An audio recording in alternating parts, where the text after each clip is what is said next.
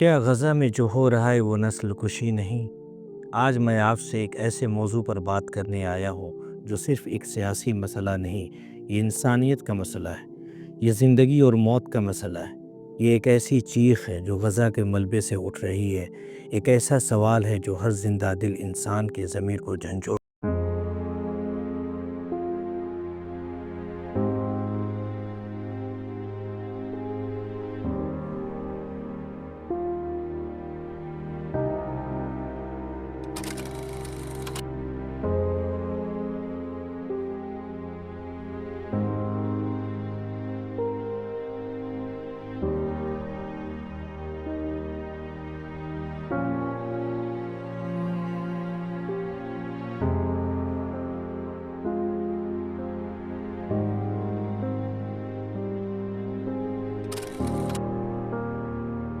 السلام علیکم، آداب، کیسے ہیں آپ لوگ؟ میں عبداللہ جامی آپ کی خدمت میں۔ 9 فروری کو ہندوستان کی پارلیمنٹ میں حکومت سے سوال کیا گیا کہ کیا بھارت نے 1948 کے نسل کشی کنونشن کی توثیق کی ہے؟ جواب آیا ہاں، ہم نے دستخط کیے، توثیق کی، اور ہم نسل کشی کو بین الاقوامی جرم مانتے ہیں۔ لیکن سوال صرف یہ نہیں کہ ہم نے کنونشن پر دستخط کیے یا نہیں، سوال یہ ہے کہ جب ہمارے سامنے ایک پوری قوم کو مٹایا جا رہا ہو تو کیا ہم خاموش بیٹھے رہیں؟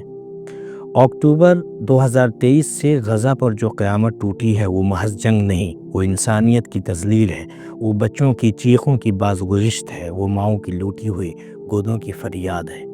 اسرائیلی بمباری نے غزہ کو ملبے میں تبدیل کر دیا ہے۔ اسپتال، اسکول، مسجدیں وغیرہ سب کچھ تباہ، خوراک بند، پانی بند، بجلی بند، دوائیاں بند، زندگی بند، اور موت عام ہو چکی ہے۔ ہزاروں بچے شہید ہو چکے ہیں، کئی خاندان ایسے ہیں جن کا اب کوئی نام لینے والا نہیں بچا۔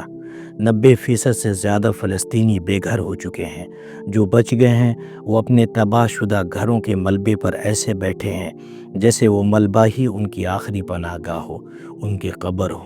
یہ سب کچھ کیا کسی حادثے کا نتیجہ ہے؟ نہیں، یہ سب کچھ ایک سوچی سمجھی منظم اور ظالمانہ حکمت عملی کے تحت ہو رہا ہے، جس کا مقصد صرف ایک ہے، ایک قوم کو مٹانا، ایک زبان، ایک ثقافت، ایک نسل، فلسطینی شناخت کو صفحہ ہستی سے ختم کرنا۔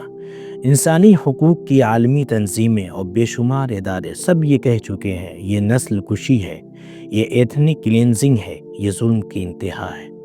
نسل کشی کا مطلب صرف یہ نہیں کہ پوری قوم مٹ جائے، بلکہ اگر کسی گروہ کو جان بوجھ کر اس حد تک نقصان پہنچایا جائے کہ اس کا وجود، اس کا تشخص اور اس کی بقا خطرے میں پڑ جائے تو یہی نسل کشی ہے۔ غزہ کی آبادی فلسطینی علاقوں کا 40% ہے۔ کیا اتنے بڑے گروہ کو مٹانے کی کوشش جرم نہیں؟ کیا روزانہ کے بم، لاشیں، آہیں اور آنسو کافی ثبوت نہیں؟ ہندوستان نے نسل کشی کنونشن پر دستخط کیے ہیں، ہم اس جرم کو بین الاقوامی جرم مانتے ہیں، تو پھر ہمارا ضمیر کیوں خاموش ہے؟ ہماری حکومت کیوں نہیں بول رہی ہے؟ ہم عوام کیوں صرف تماشا بین بنے ہوئے ہیں؟ ہمیں کہنا چاہیے کہ ہم غزہ کے ساتھ ہیں، ہم فلسطین کے ساتھ ہیں، ہم انسانیت کے ساتھ ہیں۔ ہمیں دنیا کو بتانا ہے کہ ظلم کے خلاف بولنا صرف حق ہی نہیں، فرض ہے، کیونکہ اگر ہم اب بھی نہ بولیں تو کل تاریخ ہمیں معاف نہیں کرے گی۔